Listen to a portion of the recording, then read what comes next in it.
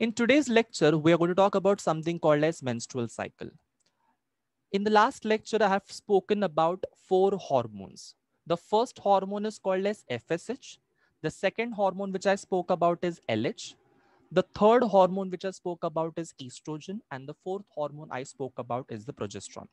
FSH full form is follicle stimulating hormone. LH full form is luteinizing hormone. Estrogen and progesterone, we all know this. So I was asking you in the last lecture from where your FSH and LH is going to get secreted. The answer I gave is pituitary gland. But can you please tell me from which pituitary gland, which part of the pituitary gland? Because pituitary gland has 2 parts. One is called as anterior pituitary, one is called as posterior pituitary. Anterior pituitary is also called as adenohypophysis, posterior pituitary is also called as neurohypophysis. So कौन से pituitary से release होगा? Everyone in the chat box, I have asked you to Google this. I have asked you to read about this. Yes, Gupta siblings, Ziraja, Amruta, तीनों ने answer दे दिया है. I want every one two answer this.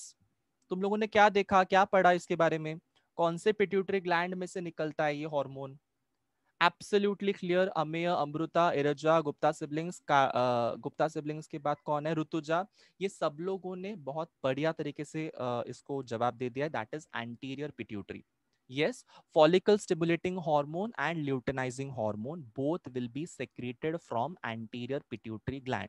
2 pituitary gland के हिस्से रहते हैं, एक आगे वाला हिस्सा, एक पीछे वाला हिस्सा. आगे वाले को एंटीरियर बोलते हैं, पीछे वाले को पोस्टीरियर बोलते हैं. So anterior pituitary is also called as adenohypophysis. So adenohypophysis से क्या निकलता है, कौन से हॉर्मोन्स निकलते हैं? 6 प्रकार के हॉर्मोन्स निकलते हैं. वो 6 प्रकार के हॉर्मोन्स में ये 2 हॉर्मोन्स है जिसका नाम है FSH and LH. FSH stands for follicle stimulating hormone, LH stands for luteinizing hormone. Is that clear everyone? Say drop a heart in the chat box.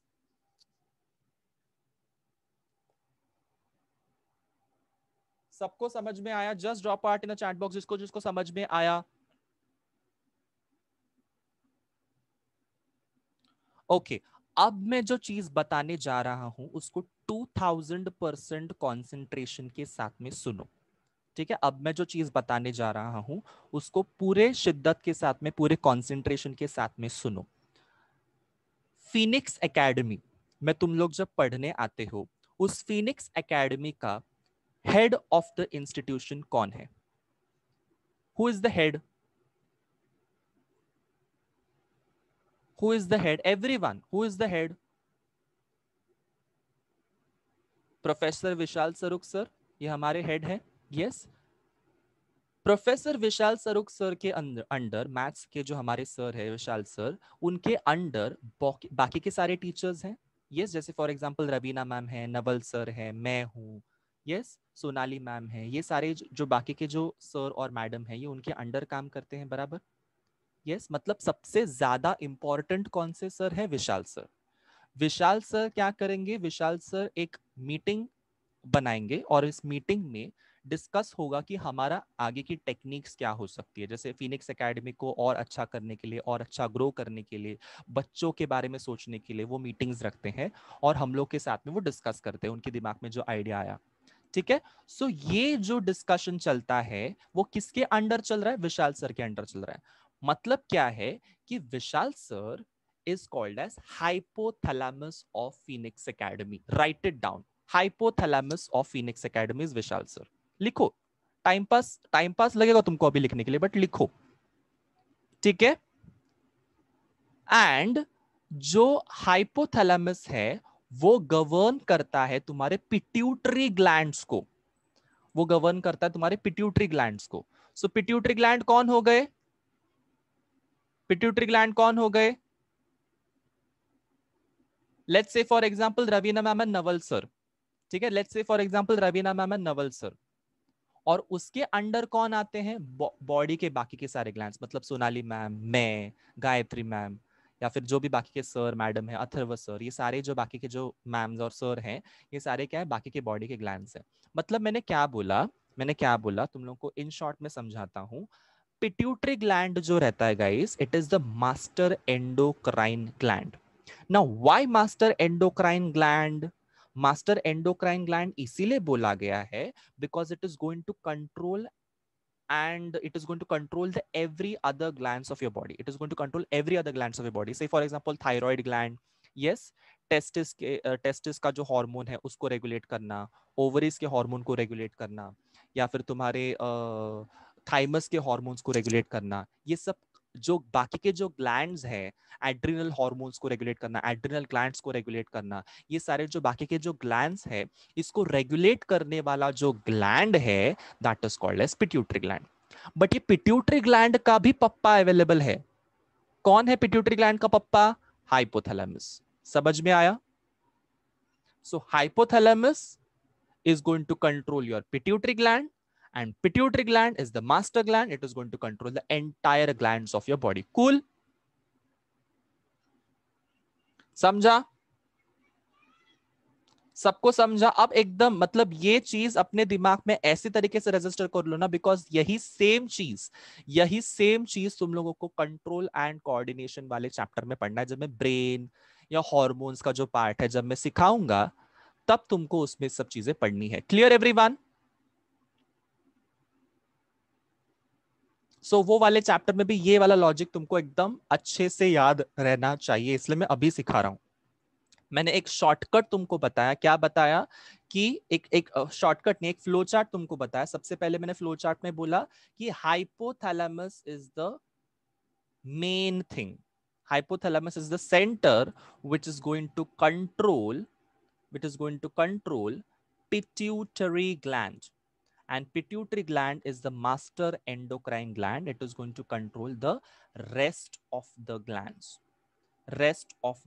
Say for example ovaries and testes. Example के तौर पे ऐसे बहुत सारे gland रहते हैं. Thymus का gland है, थायराइड का ग्लैंड है, यस, एड्रिनल ग्लैंड है, बहुत सारे ग्लैंड्स है. सो इनमें से मैंने एग्जांपल क्या उठाया, बिकॉज हम लोग रिप्रोडक्शन का चैप्टर पढ़ रहे, तो कौन से ग्लैंड्स बाकी है, कौन से ऑर्गन्स बाकी है? Ovaries and testis. Clear? Ovaries और टेस्टिस पे हमारा प्राइमरी फोकस होना चाहिए. Cool everyone? Now, one more thing which I want to discuss over here, कि hypothalamus is going to release a hormone called as releasing hormone. Hypothalamus में से कौन से हार्मोन निकलेंगे गाइस? Releasing hormone. ठीक है? मतलब से फॉर एग्जांपल कोर्ट जो रहेगा, कोर्ट, ठीक है, court is going to order the police station to release that what I can say, जो कैदी रहता है या जो मुजरिम रहता है, जो कल्प्रेट रहता है, उसका बेल जो है वो कौन डिसाइड करता है? उसका रिलीज कौन डिसाइड करता है? कोर्ट. सो तुम्हारा हाइपोथैलेमस क्या है बच्चों लोग? कोर्ट है. पिट्यूटरी ग्लैंड क्या है? पुलिस स्टेशन है. ठीक है? सो हाइपोथैलेमस जो है वो रिलीजिंग ऑर्डर देता है. किसको रिलीजिंग ऑर्डर देता है? To the pituitary gland. समझ में आया? हाइपोथैलेमस रिलीजिंग ऑर्डर देता है टू द पिट्यूटरी ग्लैंड. कौन सा रिलीजिंग ऑर्डर देता है? वो डिपेंड करता है कौन से ग्लैंड के पास में वो जाएगा. लेट्स से फॉर एग्जांपल जो हाइपोथैलेमस है उसमें से हार्मोन निकलेगा GnRH. क्या हार्मोन का नाम है? GnRH. Now what is GnRH? Gonadotropin releasing hormone. क्या हार्मोन का नाम है? Gonadotropin releasing hormone, GnRH. किस में से निकला? हाइपोथैलेमस में से निकला. अब नाम क्या है इसका? GnRH का, Gonadotropin releasing hormone. अब ये क्या रिलीज करवाएगा तुम्हारे पिट्यूटरी ग्लैंड में से? पिट्यूटरी ग्लैंड में से रिलीज करवाएगा FSH and LH. FSH and LH. ध्यान से समझो मैं क्या बोलने वाला हूं. FSH और LH जो है ये गोनाडोट्रोपिन्स है. आई रिपीट, FSH और LH जो है guys, these are gonadotropins. Gonadotropins का मतलब क्या है? जो गोनाड्स पे जाके एक्ट करेंगे. गोनाडोट्रोपिन्स का मतलब क्या होता है? जो गोनाड्स पे जाके एक्ट करेंगे. और हम सबको पता है कि मेल गोनाड का नाम क्या है? टेस्टिस, और फीमेल गोनाड का नाम क्या है? ओवरी. सो गोनाडोट्रोपिन्स का मतलब समझा, LH and FSH।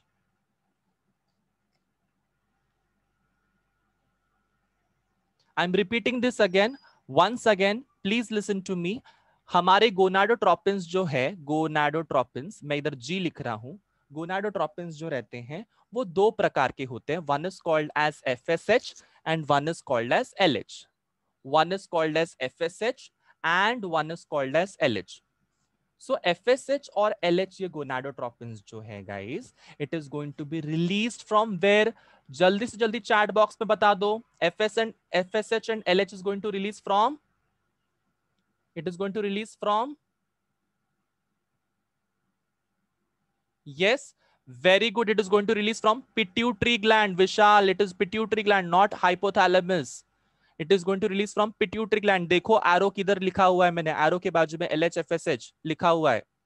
So gonadotropins जो रहते हैं, गोनाडोट्रोपिन्स जो रहते हैं वो दो प्रकार के हैं, one is called as FSH and one is called as LH। Now why they are called as gonadotropins? Because it is going to act on testis and ovary. Now why testis and ovary? Because testis and ovaries are the gonads। क्यों gonads बोलते हैं उसको? Because testis और ovary में क्या बनता है? Sperm और ओवम। समझ में आया? समझ में आया?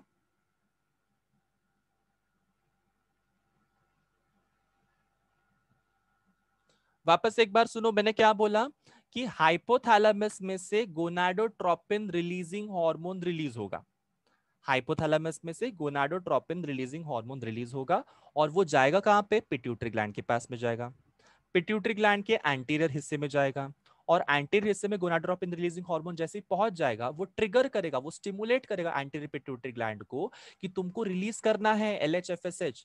तुम लोग बैठे क्या हो? तुमको रिलीज करना है LH और FSH, फटाफट LH और FSH को रिलीज करो। सो LH और FSH क्या है? ये गोनाडोट्रोपिन्स है। ये कहां पे जाएंगे? ये ओवरीज और टेस्टिस में जाएंगे। अगर मेल्स के पास में तो वो टेस्टिस पे जाएंगे, और अगर वो हमारे फीमेल्स के इसमें रिलीज हुआ है तो वो ओवरीज के पास में जाएगा। कि क्लियर है सबके दिमाग में अभी ये सब चीजें? ये सब चीजें तुम लोग के दिमाग में क्लियर हो गई?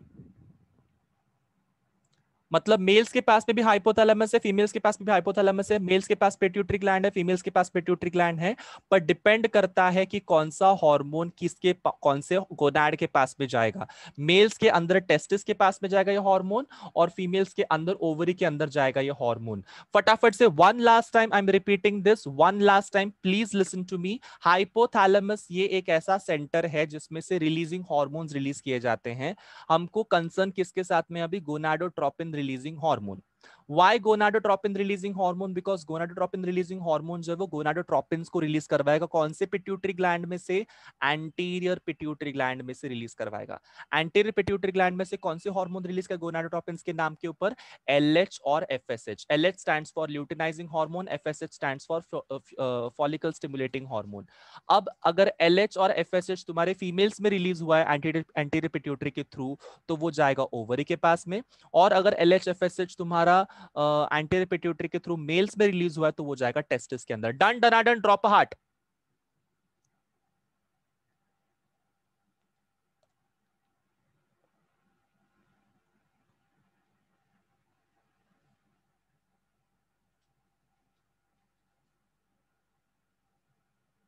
ओके, ठीक है। अब सबको मैंने क्या बताया था कि FSH का फंक्शन बताया था मैंने, LH का फंक्शन बताया था, ईस्ट्रोजन का फंक्शन बताया था, प्रोजेस्टेरॉन का फंक्शन बताया था। One last time I am repeating FSH LH oestrogen progesterone का फंक्शन। FSH का फंक्शन होता है फॉलिकल स्टिमुलेटिंग हार्मोन। अगर ये फॉलिकल स्टिमुलेटिंग हार्मोन तुम्हारे मेल्स में रिलीज होता है, तुम्हारे मेल्स में रिलीज होता है, तो तुम्हारे वो टेस्टिस में जब जाएगा तो वो स्पर्मेटोजेनेसिस स्टार्ट करेगा। और अगर ये फीमेल्स में रिलीज होता है एंटीरियर पिट्यूटरी के थ्रू, तो वो तुम्हारा फॉलिकल्स का डेवलपमेंट स्टार्ट करेगा, फॉलिक्यूलोजेनेसिस। फॉलिकल्स का डेवलपमेंट मतलब प्राइमोर्डियल फॉलिकल से ग्राफियन फॉलिकल जो बनता है वो किसके इन्फ्लुएंस में बनता है गाइस? FSH। प्राइमोर्डियल फॉलिकल से तुम्हारा ग्राफियन फॉलिकल किसके इन्फ्लुएंस में बनता है? FSH, that is follicle stimulating hormone. Cool everyone?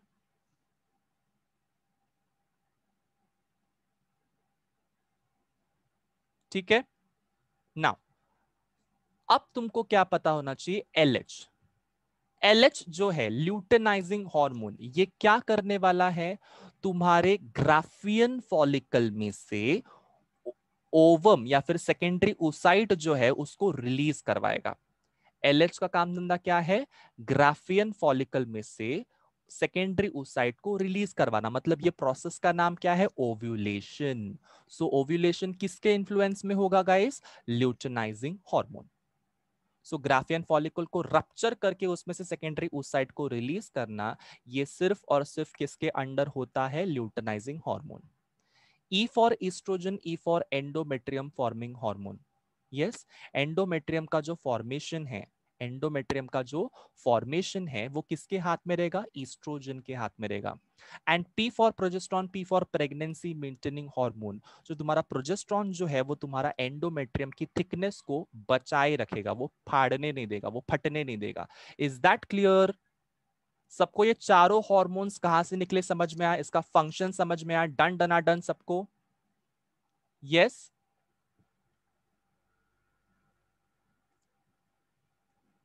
अब हम ना सिर्फ और सिर्फ आज मेंस्ट्रुअल साइकिल पे फोकस कर रहे हैं। सो मेंस्ट्रुअल साइकिल ये एक ऐसी साइकिल है जो तुम्हारे फीमेल्स के केस में होता है। It is not happening in case of males. Males is not subjected to menstrual cycle. It is a cycle which is happening in case of females. Basically menstrual cycle जो है वो तुम्हारा puberty के बाद start होता है, puberty के बाद स्टार्ट होता है। और जो फर्स्ट मेंस्ट्रुअल साइकिल जब आएगी तो उसको हम लोग मेनार्की बोलेंगे। मतलब उस स्टेज को हम लोग क्या बोलेंगे, मेनार्की। मेनार्की के टाइम पे क्या होगा, मेनार्क कंडीशन में क्या होगा, 14 इयर्स की एज में फर्स्ट ओव्यूलेशन होगा और मेंस्ट्रुअल साइकिल बिगिन हो जाएगी। समझ में आया? तो फर्स्ट मेंस्ट्रुअल साइकिल 14 इयर्स के अप्रोक्सीमेटली एज में आता है और ये मेंस्ट्रुअल साइकिल कुछ टाइम बाद में खत्म भी हो जाता है, बंद हो जाता है, रुक जाता है, सीज हो जाता है, स्टॉप हो जाता है।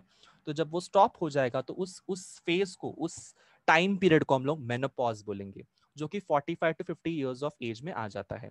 मतलब 14 साल की उम्र से लेके 45 टू 50 इयर्स ऑफ एज, ये जो बीच का जो टाइम पीरियड है, that is the reproductive age of that female. Is that clear? मतलब मेनार्की से मेनोपॉज तक का जो टाइम स्पैन है, that is the reproductive age of that female. उसी के बीच में रिप्रोडक्शन एक्टिविटी हो सकती है, बिकॉज उसी टाइम पीरियड में ही ओव्यूलेशन होता रहता है, हर महीने में, हर महीने में मेंस्ट्रुअल साइकिल होती रहती है। Clear everyone?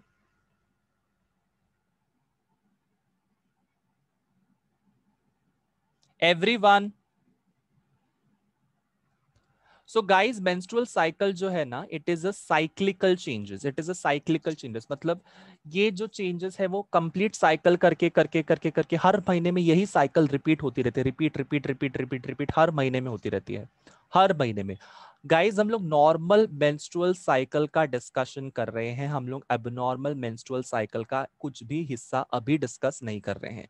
Will talk about first the normal stages and then will talk about कि कैसे किसी किसी फीमेल्स में प्रॉब्लम हो जाता है, कैसे उनका मेंसेस कम हो जाता है, कैसे उनका मेंसेस ज्यादा हो जाता है, ज्यादा टाइम तक आता है, उनका ब्लीडिंग टाइम ज्यादा हो जाता है, वो हम बाद में डिस्कस करेंगे। पहले नॉर्मल चीजें डिस्कस करते हैं।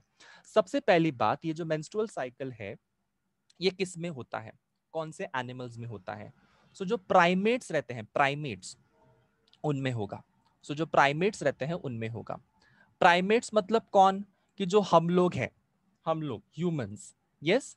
और जो ऑर्गेनिज्म बबून्स रहते हैं, बेसिकली बबून्स, बबून्स के अंदर होता है ये, यस। और बाकी सारे एनिमल्स है, कुत्ते, बिल्लियां, गाय, ये सब में क्या होते रहता है, ईस्ट्रस साइकिल। क्या होते रहता है, ईस्ट्रस साइकिल। इनमें मेंस्ट्रुअल साइकिल नहीं होता है। डिफरेंस है दोनों में, ईस्ट्रस साइकिल में और मेंस्ट्रुअल साइकिल में डिफरेंस है। वो मैं जब तुमको नीट सिखाऊंगा ना, मेडिकल एंट्रेंस, तब मैं तुमको डिफरेंस बताऊंगा कि ईस्ट्रस साइकिल में और मेंस्ट्रुअल साइकिल में क्या डिफरेंस है। बट हाल फिलहाल इतना दिमाग में रखो कि मेंस्ट्रुअल साइकिल जो है ये ह्यूमंस के केस में, मैमल्स के केस में, बेसिकली प्राइमेट्स में होता है। Clear everyone? ये 28 दिन का साइकिल है। भले हम लोग इसको मेंस्ट्रुअल साइकिल मतलब हर मंथ में आने वाली साइकिल बोलते हैं, बट हर मंथ में जो डेज रहते हैं वो डिफरेंट डिफरेंट रहता है। कभी कभी मंथ में 30 डेज का रहता है, कभी कभी मंथ 31 डेज का रहता है। बट ये जो साइकिल है it is of 28 days. It is of 28 days. 28 का हाफ कितना होता है? What is the half of 28? 14। तो 14th डे जो रहता है ना guys, 14th day, it is the time where your ovulation takes place.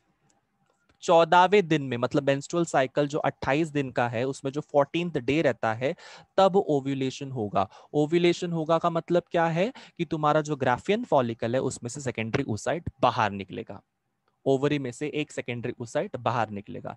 ये जो फेज है that is called as ovulatory phase. ठीक है, ऐसे बहुत सारे फेजेस रहते हैं ओव्यूलेशन, ऐसे बहुत सारे फेजेस रहते हैं तुम्हारे मेंस्ट्रुअल साइकिल में। तो ये कौन से फेजेस हैं पहले वो समझते हैं धीरे धीरे। ठीक है, और उसके बाद में हम लोग इसके डिटेल्स की बात करते हैं। So the next slide is of menstrual cycle having 4 phases। One is called as menstrual phase. ठीक है, फर्स्ट फेज कौन सा है? Menstrual phase. सेकेंड फेज कौन सा है? Proliferative phase. प्रोलिफरेटिव फेज या फिर उसको फॉलिकुलर फेज भी बोले हैं, या फिर उसको पोस्ट मेंस्ट्रुअल फेज भी बोलते हैं। Third phase is called as ovulatory phase, and fourth and the last phase is called as secretory phase और luteal phase.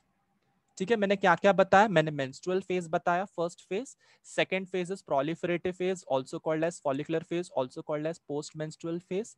Third phase is called as ovulatory phase, and fourth phase is called as secretory phase और luteal phase.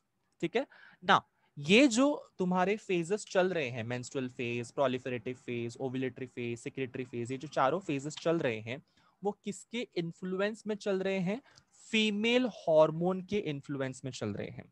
Female hormone. अब female hormone में से कौन से hormone guys? तो female hormone में से 2 प्रकार के हार्मोन्स रहेंगे। One is called as gonadotropin hormones. ठीक है, one category is called as gonadotropin hormones and one category is called as ovarian hormone. ठीक है, गोनाडोट्रोपिन हार्मोन और ओवेरियन हार्मोन में डिफरेंस क्या है? Gonadotropins will be release from anterior pituitary gland. gonadotropins will be released from anterior pituitary gland, and ovarian hormones will be released from ovaries। ठीक है, सो ये 2 प्रकार के हार्मोन्स है, one is called as gonadotropin hormone, one is called as ovarian hormone. ठीक है, gonadotropin नाम का जो हार्मोन है वो तुम्हारे एंटीरियर पिट्यूटरी ग्लैंड में चलेगा। कोई मुझे बता सकता है which are the 2 hormones which are called as gonadotropin hormones? Yes, तुमको आइडिया आ गई रहेगी गोनाडोट्रोपिन हार्मोन्स कौन से हैं? Absolutely Amir, it is FSH and LH. Gupta siblings ने भी आंसर कर लिया, एफएसएच एंड एलएच। राशि, कार्तिक, एफएसएच एंड एलएच बोल दिया उन्होंने। विच मीन्स व्हाट कि एफएसएच एंड एलएच ये 2 जो हॉर्मोन्स है ये गोनाडोट्रोपिन हार्मोन है जो तुम्हारे एंटीरियर पिट्यूटरी ग्लैंड में से रिलीज हो जाएंगे। और जो बाकी के 2 हार्मोन है that is called as oestrogen and progesterone, it is called as ovarian hormone. Why? Because ये ओवेरियन हार्मोन इसलिए बोला गया बिकॉज ये ओवरीज में से निकलता है। हम सबको पता है कि जो तुम्हारा ईस्ट्रोजन है वो थीका इंटरना के जो जो फॉलिकुलर सेल्स रहते हैं उसमें से निकलता है। प्रोजेस्ट्रॉन तुम्हारा कॉर्पस ल्यूटियम में से निकलता है, कॉर्पस ल्यूटियम तुम्हारे ओवरी के अंदर बन रहा है। मतलब ये दोनों चीजें ओवरी के अंदर से तो निकल रही है, इसलिए इसको ओवेरियन हार्मोन बोलते हैं। यहां तक सबको समझ में आया किसको ओवेरियन हार्मोन बोला है, किसको गोनाडोट्रोपिन हार्मोन बोला है? सो तुम्हारी entire menstrual cycle, menstrual phase से लेके तुम्हारी सेक्रेटरी फेज तक, ये चारों फेज जो रहता है ये सारा का सारा फेज तुम्हारा किसके अंडर हो रहा है? 2 हॉर्मोन्स के कैटेगरी के अंडर हो रहा है। One is called as gonadotropin hormone जिसका नाम है एफएसएच एंड एलएच, और दूसरा category is called as ovarian hormone which is oestrogen and progesterone. Clear?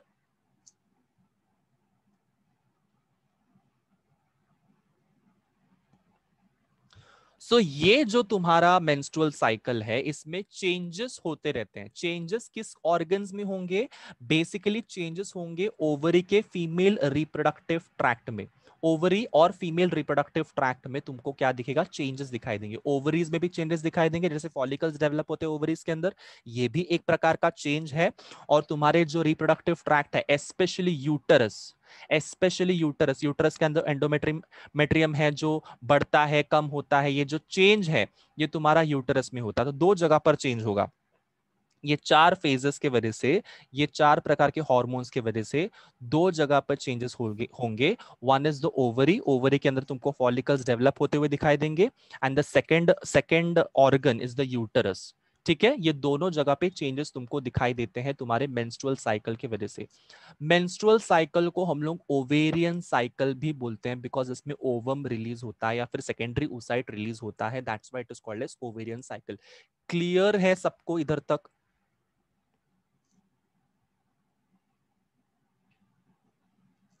सबको क्लियर है एकदम?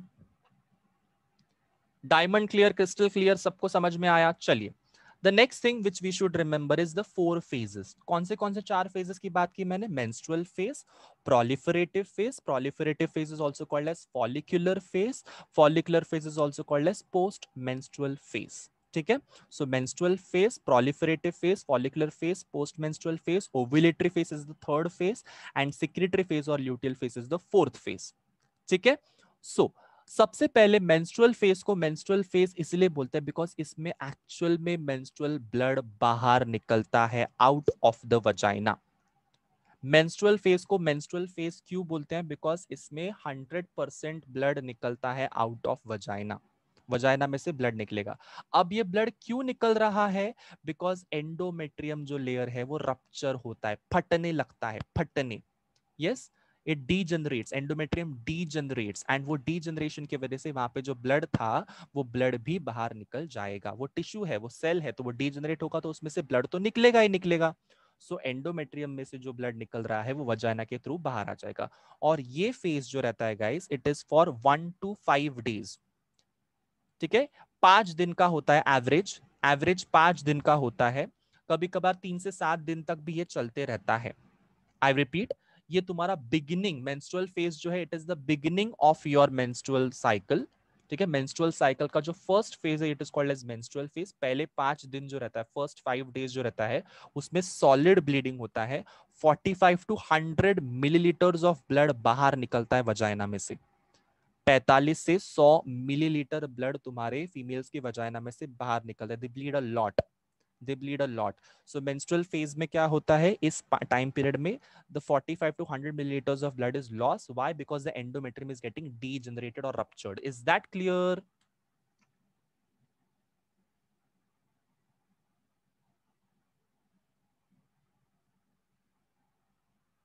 Yes, everyone. Now दूसरा सवाल तुम्हारे दिमाग में आया रहेगा कि सर एंडोमेट्रियम डीजनरेट क्यों होता है? Why endometrium is getting degenerated? So the endometrium is getting degenerated because the level of hormone, the levels of hormone of LH, yes, तुम्हारा जो hormone, not LH, the levels of hormone of progesterone and estrogen dwindles down. या फिर जो तुम्हारा progesterone और oestrogen का जो hormone का जो लेवल है वो धीरे धीरे कम होते जाता है. और हम सबने एक चीज दिमाग में याद की थी कि प्रोजेस्टेरॉन ये तुम्हारा एंडोमेट्रियम को बचाने वाला हार्मोन है और ईस्ट्रोजन ये बनाने वाला हार्मोन है. ये सबको पता है. सो अगर ये दोनों के दोनों हार्मोन्स कम हो जाएंगे तो क्या तुम्हारा एंडोमेट्रियम बचा रहेगा? क्या तुम्हारा एंडोमेट्रियम बचा रहेगा? The answer is no. The answer is no. The endometrium will rupture. और ये रप्चरिंग के वजह से तुम्हारा पूरा का पूरा एंडोमेट्रियम ब्लड के साथ में नीचे आ जाएगा. ठीक है, तुम्हारा एंडोमेट्रियम जो रप्चर हो रहा है वो किसके इफेक्ट के अंडर रप्चर हो रहा है? प्रोस्टाग्लैंडिन के इफेक्ट में. प्रोस्टाग्लैंडिन जो रहता है, ये प्रोस्टाग्लैंडिन जो रहता है, इसके वजह से तुम्हारा क्या होता है? एंडोमेट्रियम रप्चर होता है. प्रोस्टाग्लैंडिन अपना इफेक्ट क्यों दिखाएगा? बिकॉज वहां का ईस्ट्रोजन प्रोजेस्टेरॉन का लेवल कम हो गया है. ये सबके दिमाग में घुस गया. Menstrual phase is the first phase. पहले 5 दिन ये ब्लीडिंग होते रहता है, एंडोमेट्रियम रप्चर हो रहा है बिकॉज प्रोस्टाग्लैंडिन उस एंडोमेट्रियम के ऊपर एक्ट करता है. प्रोस्टाग्लैंडिन एंडोमेट्रियम के ऊपर क्यों एक्ट करता है? बिकॉज उसमें प्रोजेस्टेरॉन और ईस्ट्रोजन की कमती होती है, तो उस फीमेल की बॉडी में प्रोजेस्टेरॉन और ईस्ट्रोजन जो है वो कम हो जाता है, लेस हो जाता है. That's why prostaglandin will act on the endometrium and it will rupture that endometrium very severely. Is that clear?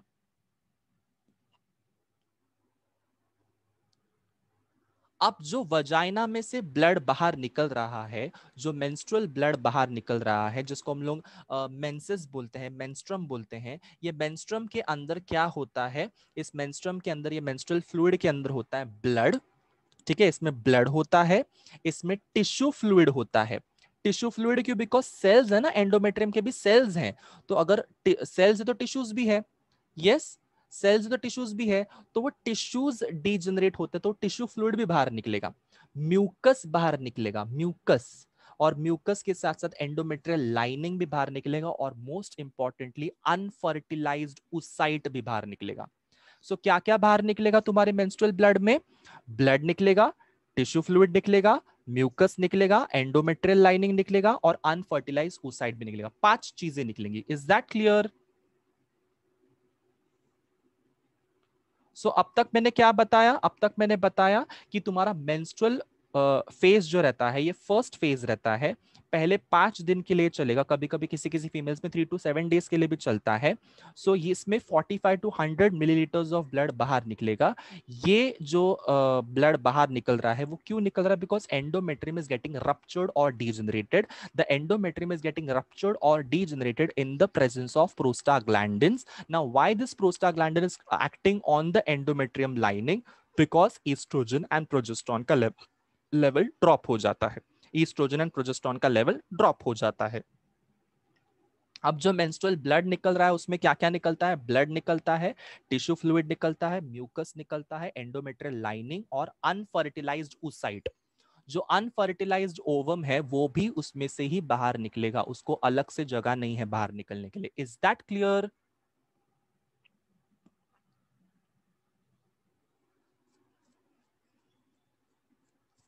अब जो एंडोमेट्रियम जो पहले थिक था वो end of the menstrual phase तक क्या हो जाएगा? 1 मिलीमीटर थिक हो जाएगा। Right it down, right it down. तुम्हारा मेंस्ट्रुअल फेज के लास्ट दिन में क्या हो जाएगा? 5th डे पे क्या हो जाएगा? वो एंडोमेट्रियल का लाइनिंग जो है, एंडोमेट्रियल का जो मोटापा जो है, थिकनेस जो है वो 1 मिलीमीटर तक आ जाएगा। पहले वो बहुत ज्यादा थिक था, अब वो 1 मिलीमीटर पे आ गया है। Is that clear?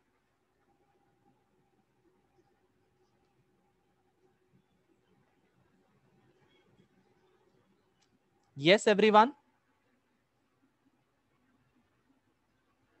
Now, one more important thing which we should remember कि हमने बचपन से सीखा हुआ है कि जब जब हम लोग गिरते हैं, जब जब हमको कट्स आते हैं, हमारा ब्लड बाहर निकलता है, तो वो एयर के कांटेक्ट में आने के बाद में ब्लड क्लॉटिंग मैकेनिज्म स्टार्ट हो जाएगा। यस और नो? ये हमने सुना हुआ है, ये हमने सुना हुआ है। बट क्या तुम्हारा मेंस्ट्रुअल ब्लड भी क्लॉट होता है? The answer is no. The answer is no. वो लिक्विड कंडीशन में ही रहता है। क्यों लिक्विड कंडीशन में रहता है? बिकॉज वहां पे एक केमिकल रिलीज कर दिया जाएगा जिसका नाम है फाइब्रिनोलाइसिन। इस केमिकल का नाम क्या है? फाइब्रिनोलाइसिन। ठीक है। सो फाइब्रिन, ये जो केमिकल है, इसको फाइब्रिन, ये जो थ्रेड रहते हैं, फाइब्रिन के जो थ्रेड रहते हैं, तुम लोगों ने ब्लड क्लॉटिंग मैकेनिज्म जब पढ़ोगे, ठीक है, तुमको जब सर सिखाएंगे ब्लड क्लॉटिंग मैकेनिज्म, तब उसमें क्या रहेगा? ऐसे फाइब्रिन के ऐसे थ्रेड लाइक स्ट्रक्चर्स रहते हैं।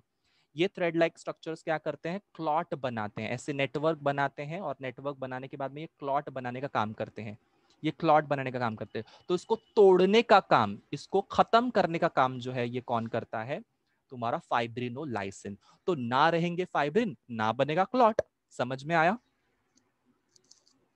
सो फाइब्रिनोलाइसिन, लाइसिन का मतलब क्या होता है? तोड़ना। फाइब्रिन को तोड़ने का काम कौन करेगा? फाइब्रिनोलाइसिन। इसलिए वहां पे मेंस्ट्रुअल ब्लड का क्लॉट नहीं बनता है।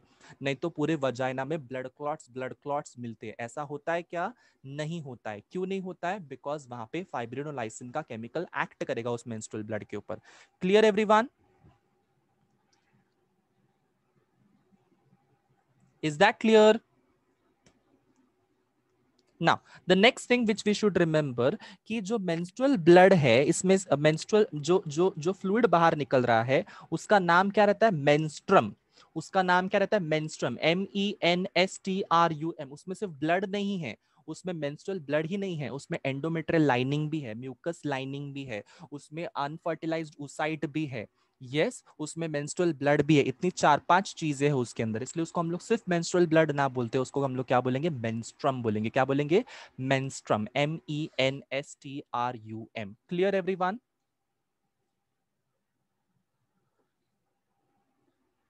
ठीक है। Is that clear?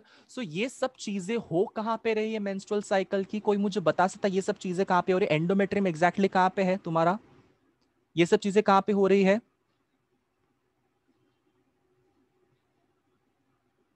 Yes uterus के अंदर हो रही है।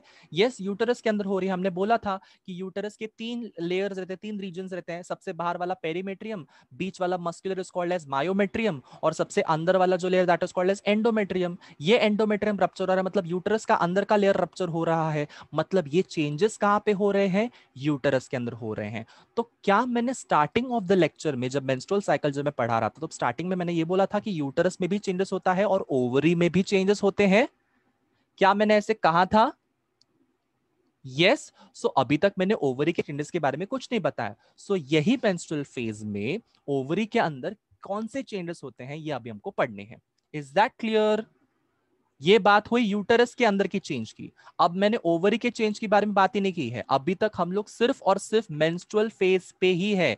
हमने दूसरा तीसरा चौथा फेज का डिस्कशन किया नहीं है। सो मेंस्ट्रुअल फेज में जब तुम लोग को यूटरस का जो चेंजेस है उसके बारे में जब मैंने बात की, तब मैंने क्या बोला कि एंडोमेट्रियम फटता है, उसमें से बहुत सारी चीजें बाहर निकलती है, वजाइना में से बहुत सारी चीजें बाहर निकलती है। बट साथ ही साथ में तुम्हारे ओवरीज के अंदर जो प्राइमोर्डियल फॉलिकल्स रहते हैं, जो प्राइमोर्डियल फॉलिकल्स रहते हैं वो प्राइमरी फॉलिकल्स में कन्वर्ट होते हैं, और प्राइमरी फॉलिकल्स जो है वो सेकेंडरी फॉलिकल्स में कन्वर्ट होते हैं under the effect of FSH. Clear? FSH मतलब फॉलिकल स्टिमुलेटिंग हार्मोन। सो ओवरीज में क्या हो रहा है? ओवरीज के अंदर एफएसएच हार्मोन एक्ट करेगा और primordial follicle will convert into secondary follicle, secondary into tertiary follicle. Is that clear?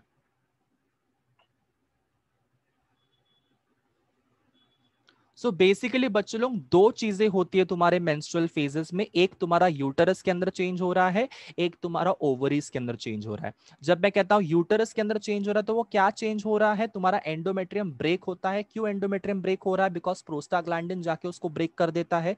क्यों प्रोस्टाग्लैंडिन जाके उसको ब्रेक कर देता है? बिकॉज उधर एफएसएच सॉरी उधर प्रोजेस्टेरॉन और ईस्ट्रोजन का जो लेवल है वो कम हो गया है।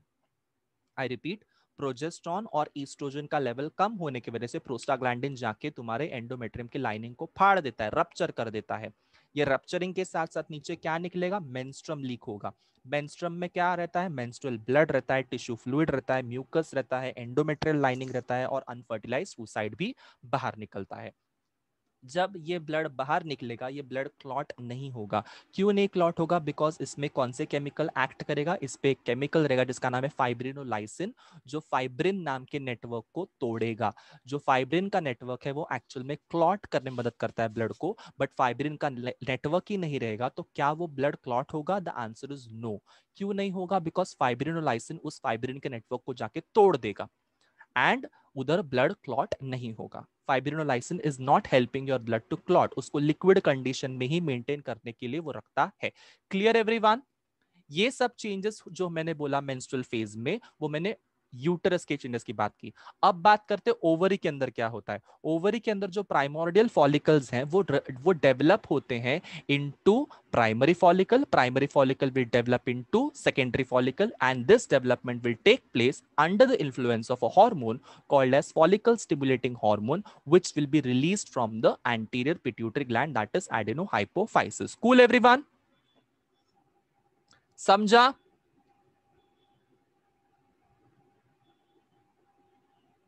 सबको समझ में आया? Yes. So with this I have completed menstrual phase.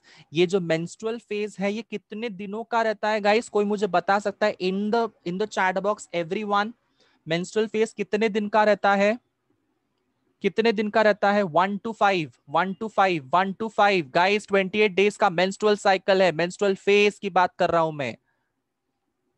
Menstrual cycle menstrual phase में कंफ्यूजन मत करो। साइकिल पूरी जो है वो 28 दिन की है, और उसमें का जो मेंस्ट्रुअल फेज है वो सिर्फ 5 दिन का है। 1 to 5 क्लियर? 1 to 5 बोलो या 0 to 5 बोलो। Is that clear? कभी कभी 3 to 7 डेज तक भी एक्सटेंड होता है किसी किसी फीमेल्स में, तो the answer is also correct, but the main answer is 5 days. Is that clear? The main answer is 5 days. The appropriate answer or the most correct answer is 5 days. Clear everyone? Okay, the next phase is called as proliferative phase और follicular phase. हम इस phase की बात कर रहे हैं, proliferative phase या फिर follicular phase की बात कर रहे हैं. So proliferative phase या follicular phase में क्या होता है ये हमको देखना है. ये proliferative phase को या follicular phase को हम लोग post menstrual phase भी बोलते हैं. Why I am calling it as post menstrual phase? Because ये menstrual phase के बाद वाला phase है. समझ में? पोस्ट का मतलब क्या होता है? बाद वाला. किसके बाद वाला? मेंस्ट्रुअल फेज के बाद वाला. सो पहला फेज कौन सा था? Menstrual phase. उसके बाद वाला सेकंड फेज कौन सा है? Post menstrual phase. Clear? Clear everyone? फिर इसको फॉलिकुलर फेज क्यों बोला गया है? इसको फॉलिकुलर फेज इसलिए बोला गया है बिकॉज इसमें ही, इसी फेज के दौरान क्या होता है कि तुम्हारा जो प्राइमोर्डियल फॉलिकल है वो तुम्हारा ग्राफियन फॉलिकल में डेवलप होता है. Follicles are going to get developed. Follicles are going to get developed, and that's why it is called as follicular phase. सो देखो बच्चों लोग, एक ही फेज के तीन तीन नाम है, बट वो तीन तीन नाम के अलग अलग मतलब निकल रहे हैं. मैंने पहले नाम का मतलब क्या समझा है? पोस्ट मेंस्ट्रुअल फेज का मतलब क्या समझा? कि मेंस्ट्रुअल फेज के ठीक बाद हो रहा है, सेकंड फेज हो रहा है, इसलिए इसको मेंस्ट्रुअल फेज नहीं बोलते हुए इसको पोस्ट मेंस्ट्रुअल फेज बोलेंगे. सेकंड क्या है? मैंने बोला फॉलिकुलर फेज. फॉलिकुलर फेज क्यों बोला गया? बिकॉज जो प्राइमोर्डियल फॉलिकल्स हैं उससे ग्राफियन फॉलिकल बनता है डेवलप होते होते, primordial to primary, primary to secondary, secondary to tertiary, tertiary to Graafian, Graafian is the mature follicle. So ये फॉलिकल का जो डेवलपमेंट होता है वो फॉलिकुलर फेज में होता है, that is the second phase. ठीक है. सो पोस्ट मेंस्ट्रुअल फेज या फिर फॉलिकुलर फेज, इसका मतलब समझ में आ गया? इसका मतलब सबको समझ में आ गया? Yes yes? इसका मतलब सबको समझ में आ गया? Now the next thing which we should know कि प्रोलिफरेटिव फेज क्यों बोला गया है. बच्चों लोग, प्रोलिफरेशन ये एक हाई फाई वर्ड है. It is a very hi fi word. Now why hi fi word? Because ये जो प्रोलिफरेशन है इसका मतलब क्या होता है? डिविजन. इसका मतलब क्या होता है? डिविजन. इसका मतलब क्या होता है? डिविजन या मल्टीप्लीकेशन. ठीक है. कौन से सेल्स डिवाइड करेंगे, कौन से सेल्स मल्टीप्लाई करेंगे? एंडोमेट्रियम के. एंडोमेट्रियम के. जो एंडोमेट्रियम फट गई है, जो एंडोमेट्रियम फट गई है वो डिवाइड करेगी और ग्रो करेगी. वो डिवाइड करेगी और ग्रो करेगी और उसका थिकनेस बढ़ेगा. कौन से फेज की बात कर रहे हैं हम लोग? Second phase of menstrual cycle की बात कर रहे हैं, जिसमें मैंने उसके तीन नाम रखे हुए हैं. One is called as proliferative phase, one is called as follicular phase, and one is called as post menstrual phase. Proliferative phase क्यों? बिकॉज जो एंडोमेट्रियम मेंस्ट्रुअल फेज में फटी हुई है वो अभी रीग्रो करेगी. वो अभी रीग्रो करेगी, उसका थिकनेस बढ़ेगा, इसलिए उसको प्रोलिफरेटिव फेज बोला है. क्यों फॉलिकुलर फेज बोला है? बिकॉज प्राइमोर्डियल फॉलिकल से तुम्हारा ग्राफियन फॉलिकल बनेगा. क्यों पोस्ट मेंस्ट्रुअल फेज बोला हुआ है? बिकॉज मेंस्ट्रुअल फेज के ठीक बाद वाला ये फेज है. सबके दिमाग में चमचम चमका. Heart, heart, heart, heart, heart, drop a heart.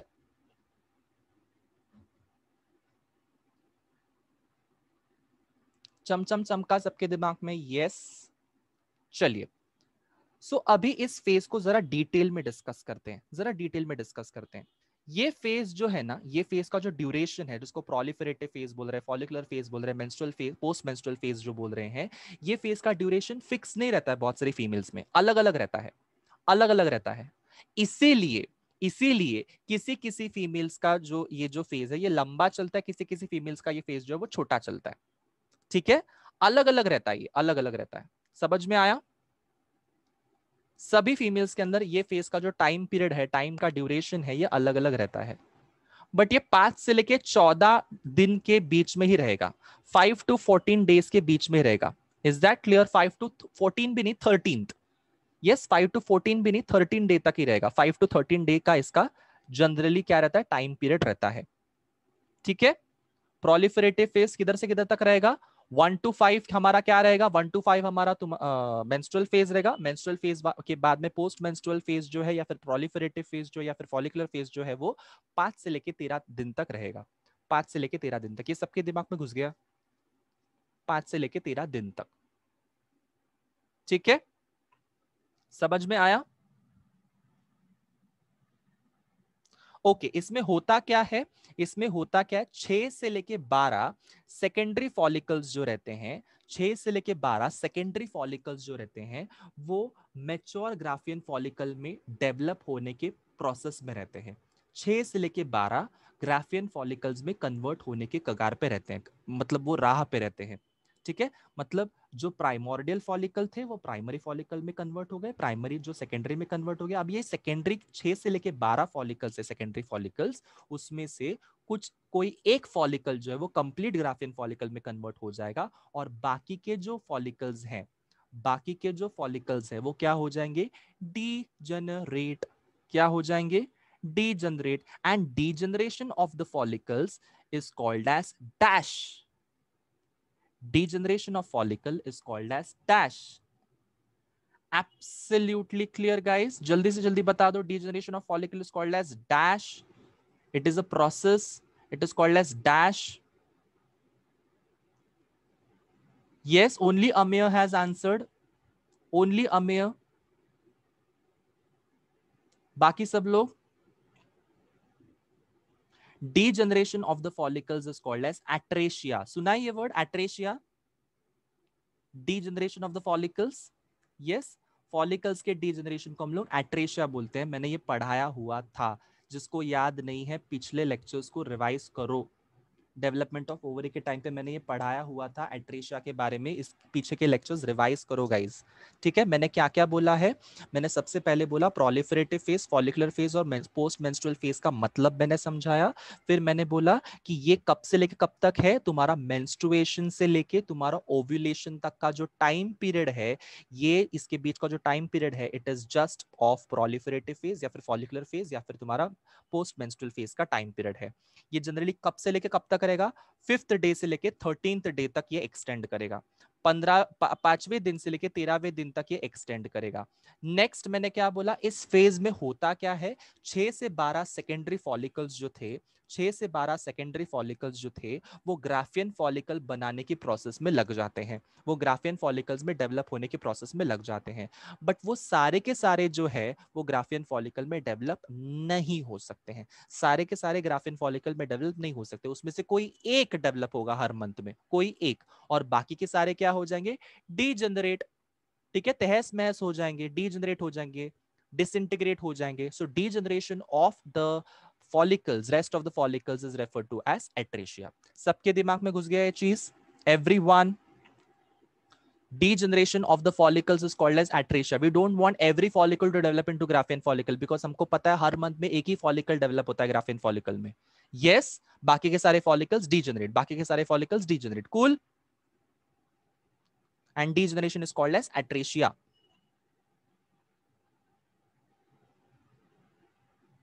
समझ में आया?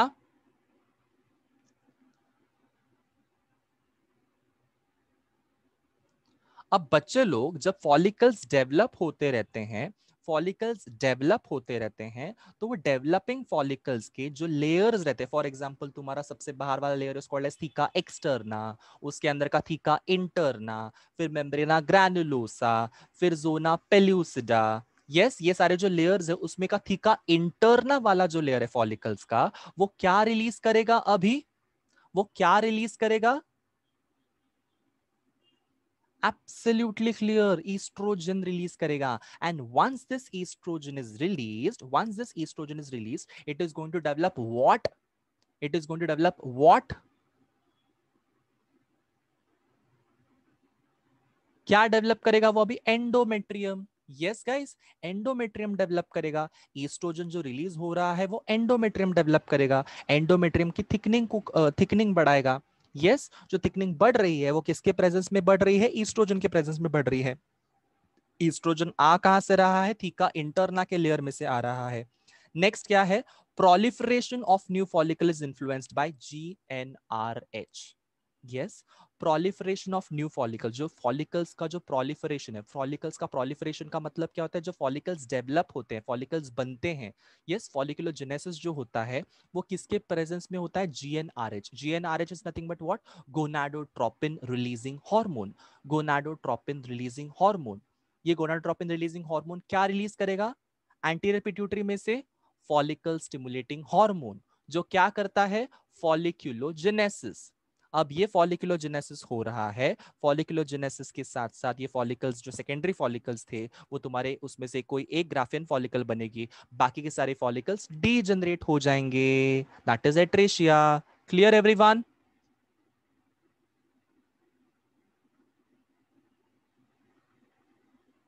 हाइपोथैलेमस में से जीएनआरएच रिलीज हुआ, वो जीएनआरएच गया एंटीरियर पिट्यूटरी के पास में। एंटीरियर पिट्यूटरी के, देखो वापस से मैं समझा रहा हूं, ध्यान से सुनो। हम लोग बात कर रहे हैं प्रोलिफरेटिव फेज, फॉलिकुलर फेज या फिर पोस्ट मेंस्ट्रुअल फेज के बारे में। स्टार्ट से मैं समझाता हूं। सबसे पहले क्या होगा, गोनाडोट्रोपिन रिलीजिंग हार्मोन जो है वो रिलीज कर दिया जाएगा from the hypothalamus. It is released from the hypothalamus. It goes to the anterior pituitary part. It is going to release a hormone called as FSH. FSH stands for follicle stimulating hormone. Once the follicle stimulating hormone reach the ovary, it will start developing, it will start producing, it will start multiplying the follicles inside it. Once the follicle is multiplied, follicle stimulating hormone के presence में ये developing follicles क्या करेंगे, अपने आप को grow करना start करेंगे। इसमें से जो सेकेंडरी फॉलिकल्स तक पहुंचते हैं वो 6 से 12 फॉलिकल्स पहुंचते हैं। जो 6 से 12 फॉलिकल्स रहते हैं उसमें से एक ही फॉलिकल जो रहता है वो ग्राफियन फॉलिकल में कन्वर्ट होता है। बाकी के सारे जो 6 से 12 फॉलिकल्स हैं वो क्या हो जाते हैं, डीजनरेट हो जाते हैं with the process called as atresia. अब जो ग्राफियन फॉलिकल बना हुआ है, इसके आजू बाजू के जो लेयर है उसमें एक लेयर रहता है that is called as theca interna. Theca interna का जो लेयर है, it is going to secrete a hormone called as oestrogen. अब ये ईस्ट्रोजन के प्रेजेंस में क्या होगा, एंडोमेट्रियम की लाइनिंग बढ़ेगी। समझ में आया?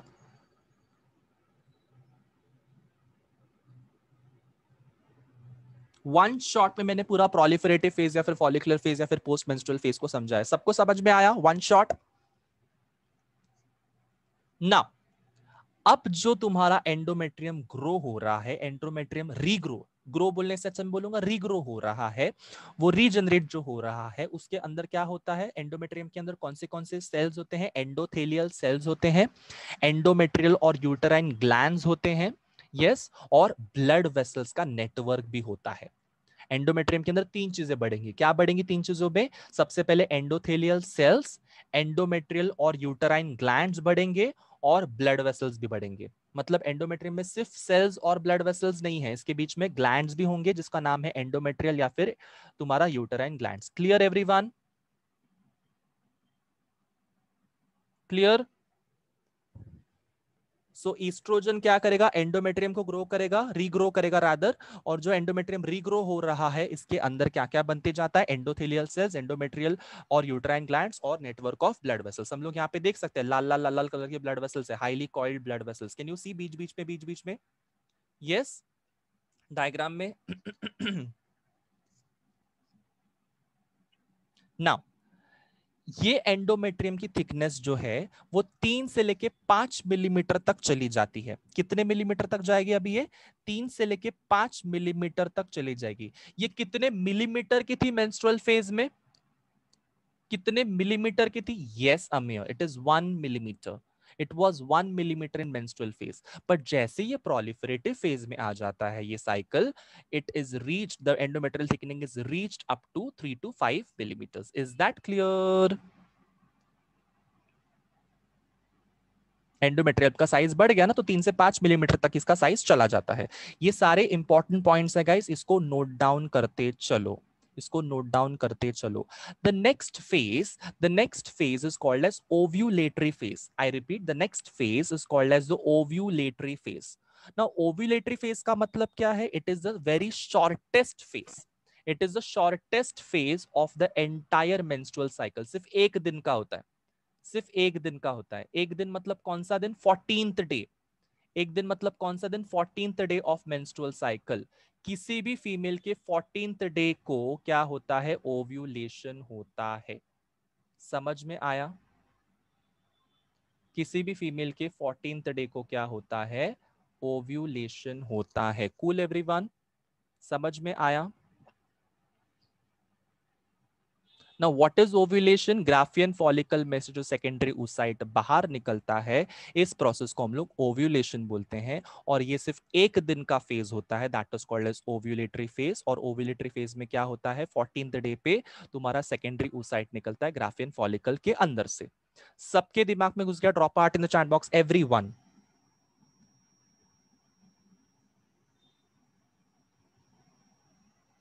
Yes, drop out in the chat box everyone.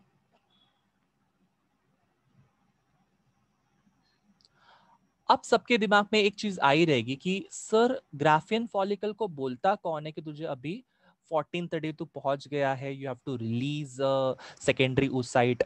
इसको बोलने वाला हार्मोन है ल्यूटेनाइजिंग हार्मोन। कौन सा हार्मोन है? Luteinising hormone. Right it down. Luteinising hormone के इन्फ्लुएंस में ओव्यूलेशन होगा। ल्यूटेनाइजिंग हार्मोन के इन्फ्लुएंस में ओव्यूलेशन होगा। ग्राफियन फॉलिकल में से सेकेंडरी oocyte को फेंका जाएगा बाहर, रिलीज कर दिया जाएगा बाहर into the pelvic cavity. Clear everyone?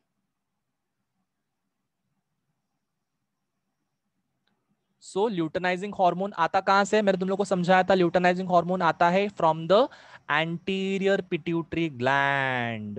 But anterior pituitary gland को कौन बोलता है रिलीज करने के लिए? Hypothalamus, with help of a hormone called as GnRH. मतलब सेम चीज, हाइपोथैलेमस था, हाइपोथैलेमस ने जीएनआरएच को रिलीज करवाया, जीएनआरएच से एंटीरियर पिट्यूटरी के पास में गया वो हार्मोन। एंटीरियर पिट्यूटरी में से कौन सा हार्मोन निकला? एंटीरियर पिट्यूटरी में से एलएच निकला। एलएच जो है वो ओवरी के पास में गया, ओवरी में से क्या निकाला? ओवरी में से ग्राफियन फॉलिकल में से सेकेंडरी oocyte को बाहर निकाला और ओव्यूलेशन किया ऑन द 14th डे। समझ में आया? This is the very shortest phase of the entire menstrual cycle. MCQ question. MCQ question. Ovulatory phase is the shortest phase of the entire menstrual cycle. Shortest phase. ठीक है? It is the very shortest phase of the menstrual cycle. इसमें होता क्या है? Luteinising hormone के presence में ovulation होता है। ल्यूटेनाइजिंग हार्मोन निकलता किसमें से है? एंटीरियर पिट्यूटरी ग्लैंड में से निकलता है। ल्यूटेनाइजिंग हार्मोन एक्ट कहां पे करता है? ओवरी के ऊपर एक्ट करता है। ओवरी के कौन से पार्ट के ऊपर एक्ट करता है? ग्राफियन फॉलिकल के ऊपर एक्ट करता है और उसको रप्चर करवाता है so that the secondary oocyte will be released into the pelvic cavity. Clear? चमक चमक के चमक गया सबको? डन डना डन।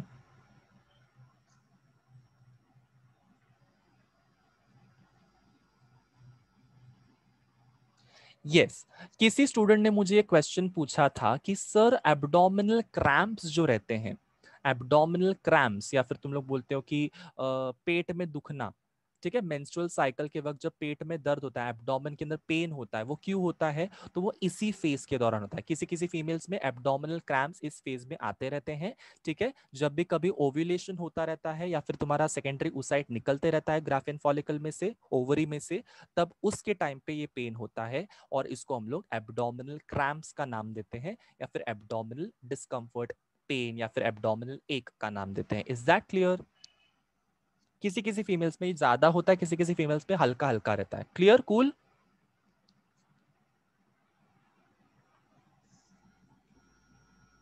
Yes, the last but not the least, ये जो लास्ट वाला जो फेज है इसको हम लोग सिक्रीटरी फेज बोलते हैं या फिर इसको हम लोग ल्यूटियल फेज बोलते हैं। ना इसको सिक्रीटरी फेज और ल्यूटियल फेज जो बोल रहे हैं, ये कितना लंबा फेज है? सबसे लंबा, सबसे लंबा। ठीक है, पूरे मेंस्ट्रुअल साइकिल का सबसे लंबा वाला फेज कौन सा है? सिक्रीटरी फेज या फिर luteal phase. MCQ question, right it down.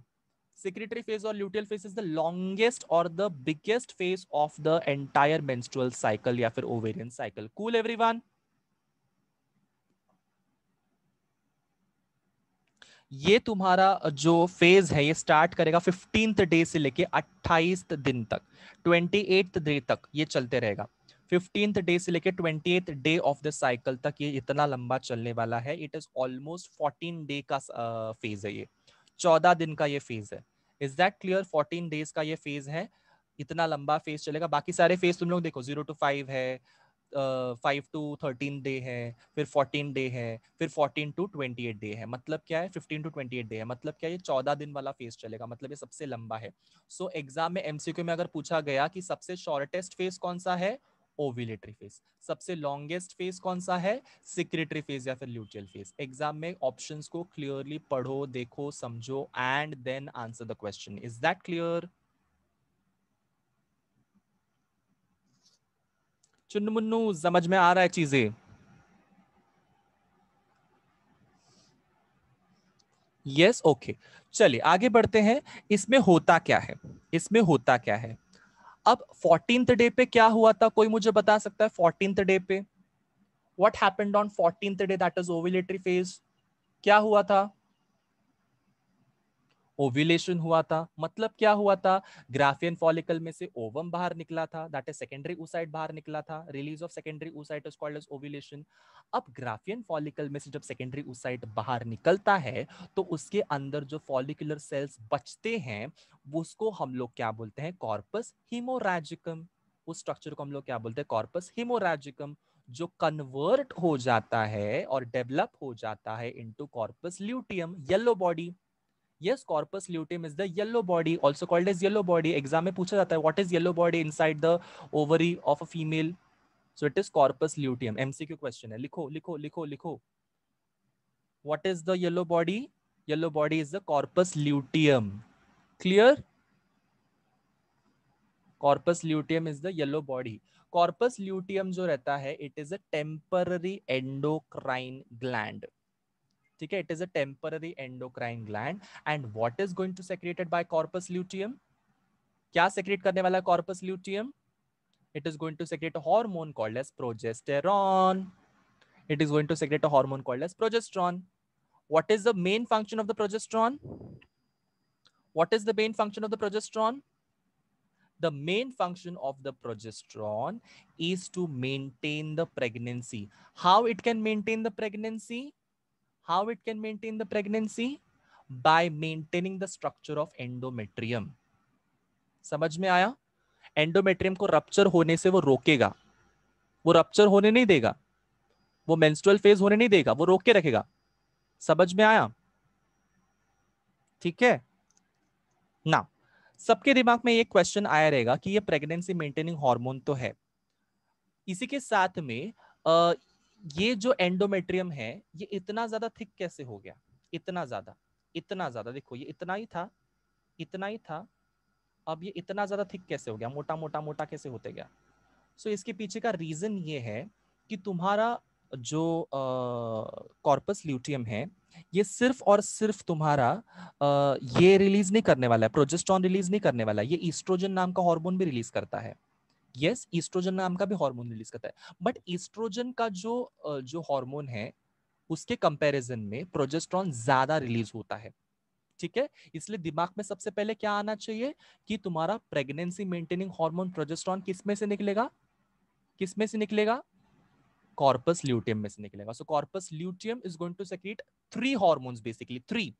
One is called as progesterone, which is the main hormone. Second is called as estrogen, which is a secondary hormone. And third hormone is the inhibin. Inhibin. Yes, क्या क्या बोला मैंने?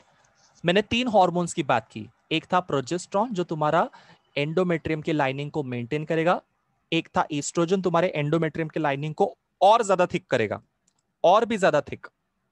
पहले तुम्हारा ovulatory phase तक तुम्हारा endometrium कितना ज्यादा थिक हो गया था? कितना थिक हो गया था मेंस्ट्रुअल फेज तक, पोस्ट मेंस्ट्रुअल फेज तक? Yes everyone, 3 to 5 mm thick हो गया था। अब वो कितना थिक होगा पता है? अब वो थिक होगा 8 to 10 mm, 8 से लेके 10 मिलीमीटर तक वो थिक हो जाएगा। ठीक है, मतलब कहा 1 मिलीमीटर मेंस्ट्रुअल फेज में था, कहा प्रोलिफरेटिव फेज में 3 से 5 mm तक का हो गया, कहा वो सेक्रेटरी फेज में 8 से 10 mm तक का पहुंच गया। और ये सब किसका चक्कर है? ये सब ईस्ट्रोजन का चक्कर है। ईस्ट्रोजन अभी निकल कहां से रहा है? ईस्ट्रोजन तुम्हारा निकल रहा है कॉर्पस ल्यूटियम के अंदर से। पर ज्यादा निकलता है या कम निकलता है प्रोजेस्टेरॉन के कंपैरिजन में? कम निकलता है। Clear everyone?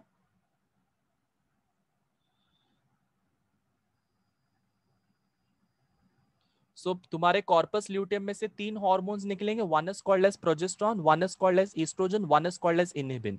प्रोजेस्टेरॉन का फंक्शन समझ में आ गया, एस्ट्रोजन का फंक्शन समझ में आ गया, what is inhibin doing there? Inhibin जो रहता है, इनहिबिन, ये इनहिबिन नाम का जो हार्मोन है, it is going to stop, it is going to stop the secretion of FSH. ठीक है, inhibin is a hormone, it is going to stop the secretion of FSH. What is FSH guys?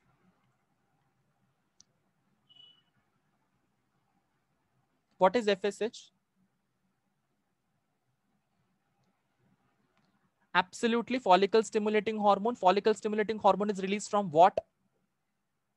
Follicle stimulating hormone is released from what? It is going to be released from anterior pituitary gland. Anterior pituitary gland. So ये inhibin क्या करेगा, anterior pituitary gland के पास में जाएगा और बोलेगा कि एफएसएच को निकालना बंद करो, एफएसएच को निकालना बंद करो, बंद करो, बंद करो, बंद करो। ये बंद करवाएगा। क्यों बंद करवाएगा? बिकॉज हमको और फॉलिकल्स का डेवलपमेंट नहीं चाहिए, क्योंकि अभी ऐसी आवश्यकता भी हो सकती है, ऐसे चांसेस भी हो सकते हैं जब तुम्हारा सेकेंडरी oocyte जो है वो फर्टिलाइज हो जाएगा, उसका जाइगोट बन जाएगा।